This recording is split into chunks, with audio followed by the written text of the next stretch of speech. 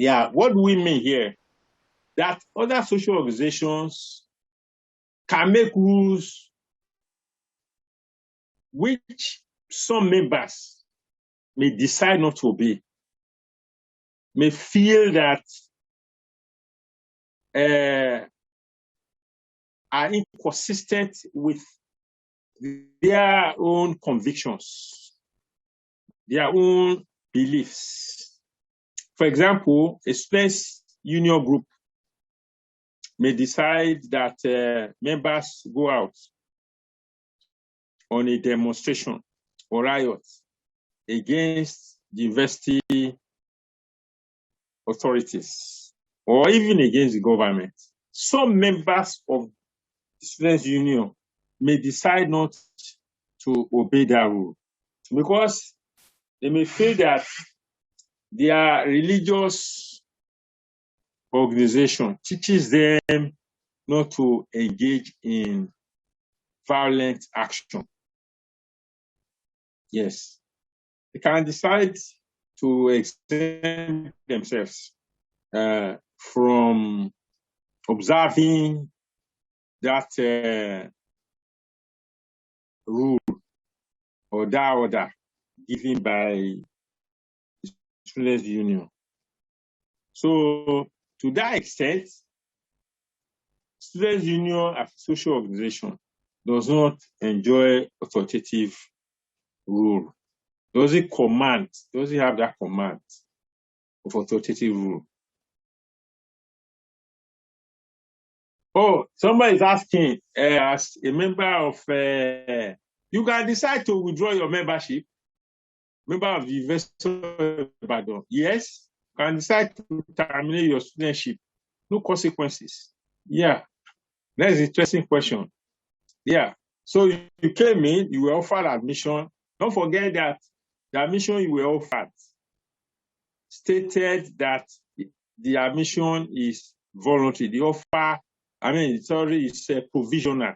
The offer you were told is provisional. That depends on you. And it also depends on your meeting the requirements. If they check your results and they are found to be flawed, of course, you'll be denied admission. And even if you meet all the requirements, your results are fine by University of Ibadan standards. You have all the credits. They can confirm the results from WAEC. You could still decide to withdraw your membership. But as I said before, you cannot decide to withdraw your membership from a state, especially if you belong to one state now. You don't have dual citizenship. If you have citizenship of only Nigeria, you can't decide not to be a member of Nigeria again. You'll be in trouble if you try that, because you have no international passport bearing the imprint of any country. But authoritative rules, that we are not talking about, the third point, draws our attention to the fact that social organizations make rules which are not absolutely binding on members of that social organization. I'll just give you an example. Student union group may decide to go on riots and they are asking all members. Some members will say, no, my religious background or conviction does not permit me to engage in a violent action. But what about government? The rules made by government, are binding.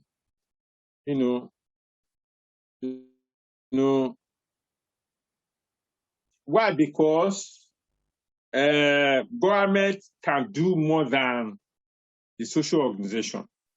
Social organization has its own sanctions. Yeah, every social organization has its own sanctions for members that are not compliant. For example, the worst the social organization can do to you is to expel you. Expulsion is the worst punishment they can give to you. And you can move from there to another social organization. Yeah. We are using social organization to include some organizations that also are political. For example, a political party. You can move from one political party to the other. No problem. As we have seen, people switch political parties. You know, you've heard of somebody decamping from one party to the other. Yeah, that happens often here in Nigeria. But if the government makes rules which some people, for some reasons, don't like, decide not to obey those rules, decide not to observe those rules, government can do something. Government can send you to prison. And then if in some extreme cases, government can take the lives of disobedient members. Yeah.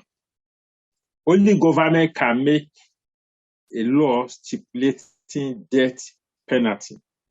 No other social organization can do that. No other social organization has that authority, enjoys that authority, can impose that kind of authoritative rule on members. So I think I'm done with that authoritative rule, so you can expand it. So I expect you, what I say, you try to relate it to the world around you, to find more examples, to deepen your understanding. So that is how to make progress. I guess not only in university education, even from secondary school, you just came out.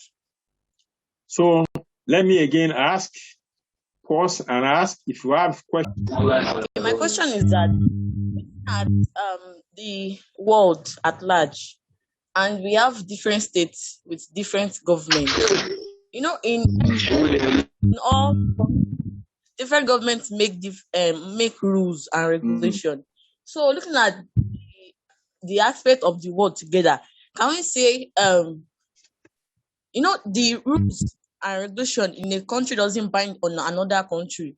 So can we say that in that sense, government powers are limited to their countries? Yeah, that is given. Yeah, it's given. Right. Sovereignty is within, except you are very powerful militarily, then you can influence other countries of the world. Like America is able to do, influence many other countries. France is able to influence several African countries, former colonies. That is a different thing. But essentially, even these countries can resist France, you know. But so that is to say that the authority of the government is limited to the jurisdiction of that government. Right. One more question. So I want to ask that, is it just 3 differences? No, I'm not finished now. You gave us just 3. I'm not finished. Okay, sir. Okay. I said we have 5. Okay, so that's all. So I just paused for sir. you to know whether you are following. So maybe we can move on now. Thank you very much, sir. Although our time is almost up.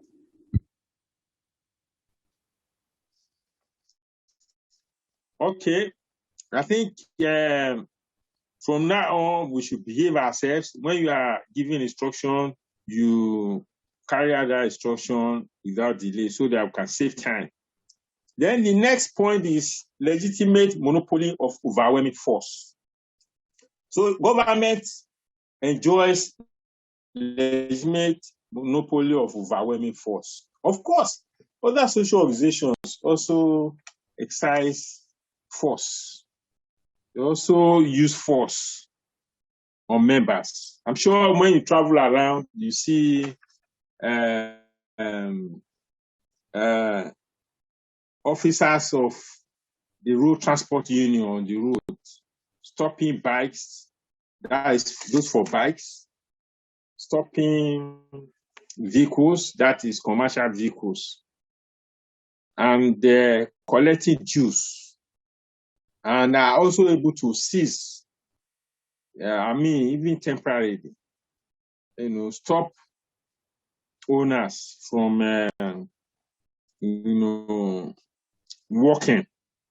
So they use that force, yes. But they cannot, as we said before, they cannot go beyond expelling, members from a member from their organization. They cannot. The government can do that. Yes, government can send a member to prison. It can take the life of a member. Although government also does it, not through a legitimate process. You also have government terrorism. Government terrorism. Maybe they don't like someone who's very vocal, challenges the authority. They decide, although again, when they do that, they do it surreptitiously, that is secretly, to take the life of that person. Yes. But when they are doing it legitimately, that is, they follow a certain procedure. Someone is accused of a crime and is charged to court. Government has laws, some of them stipulating death penalty. For example, if somebody commits treason or wants to overthrow the state, so everywhere in the world, that is regarded as treason. Or somebody has stolen. Some governments